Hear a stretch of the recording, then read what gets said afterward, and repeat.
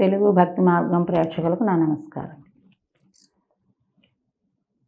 పూజా గదిలోని దేవుని పటాలు ఎప్పుడు శుభ్రం చేయాలి, ఎలా సర్దుకోవాలి, ఏ ఏ సమయాల్లో చేసుకోవాలి అనేది ఒక్కొక్కరికి ఒక్కొక్క ఆలోచన.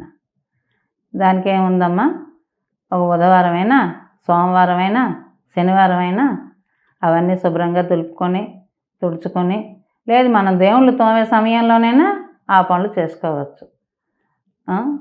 పురుడు వస్తుంది, పుణ్యం వస్తుంది, మరొక రకంగా ఏదో ఒక ఆటంకం వచ్చి మనం శుద్ధి చేసుకొని అవన్నీ శుద్ధి చేసి శుభ్రం చేసుకోవాలన్న టైంలో అవన్నీ కూడా శుభ్రంగా ముందు దులిపి తడిగుడ్డతో తుడిచి తర్వాత పొడుగు క్లాత్తో తుడుచుకొని వాటన్నిటికీ కూడా గంధం పెట్టి కుంకుమ బొట్టు పెట్టుకొని అలంకరించుకొని శుభ్రం చేసుకోవచ్చు, తప్పేమీ లేదు.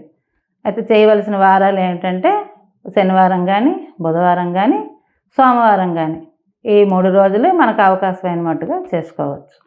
ఆదివారం చేద్దామంటే పూర్వం అనేవాళ్ళు లక్ష్మీవారంతో సమానం, ఆదివారం నాడు దేవుళ్ళు తోమకూడదు, లక్ష్మీవారంతో సమానం అవుతుంది అనేవారు. లక్ష్మీవారం, శుక్రవారాలు ఎలాగో మనం తీయము కనుక శనివారం, సోమవారం, బుధవారం వాటిని మనం శుభ్రపరచుకోవచ్చు, తప్పేమీ లేదు.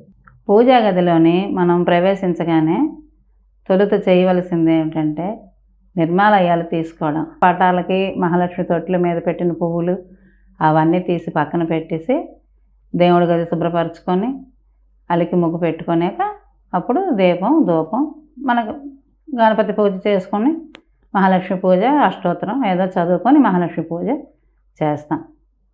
అవకాశం ఉంటే ఇళ్లల్లో ఉన్నవాళ్ళం అయితే ఉపచారాలు, షోడశ ఉపచారాలు అమర్చుకొని నిదానంగా పూజ చేసుకోవచ్చు. నిత్యకృత్యం కూడా అవకాశం లేనివారు కనీసం వినాయక ప్రార్థన చేసుకొని మహాలక్ష్మి అష్టోత్తరమైనా నోటికొస్తే చదువుకొని దీపదూప నైవేద్యాలు, హారతి, ప్రదక్షిణం చేసుకొని నమస్కారం పెట్టుకుంటాం. నిత్యకృత్యం చేయవలసినవి అవి. నోములు వ్రతాలు అప్పుడు ఎలాగో కల్ప ప్రకారంగా ఏ పూజకి తగినట్టుగా కల్పోత్తర ప్రకారంగా చేసుకుంటాం.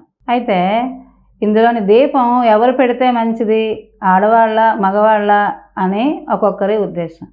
కానీ అందరూ పెట్టచ్చు. ఇంట్లో ఉన్న కుటుంబ సభ్యులు అందరూ కూడా అవకాశం అయినప్పుడు ఆడవాళ్ళు పెట్టుకోవాలి, మగవాళ్ళు పెట్టుకోవాలి. అత్తగారులు కానీ, కోడళ్ళు కానీ, కూతుర్లు ఉన్నా కూతుర్లు ఒక్క మార్గశిర మాసం మాత్రమే మన ఇళ్ళల్లో ఉన్నప్పుడు ముట్టుకోరు. ఒట్టి రోజుల్లో వాళ్ళకి ఇంట్రెస్ట్ ఉండి దీపం పెట్టుకుంటాము, మాకు ఇది అలవాట్లో ఉంది, మేము చేసుకుంటామంటే చేసుకోవచ్చు, తప్పేమీ లేదు. ఆడపిల్లలు మన ఇంట్లో ఉన్నా చేసుకోవచ్చు. కానీ ఆడవాళ్ళు చెయ్యాలి, మగవాళ్ళు చెయ్యాలన్నది ఏమీ లేదు. ఎవరు చేసుకున్న దీప ఫలితం వాళ్ళకే.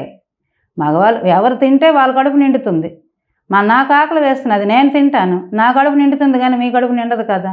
అదే ప్రొసీజర్తో ఇది కూడా చేసుకోవాలి అనేది ఒకటి నా భావన, నేనుగా అనుకుంటున్నాను. అందరూ పెట్టుకోవచ్చు, తప్పు లేదు అనేసి.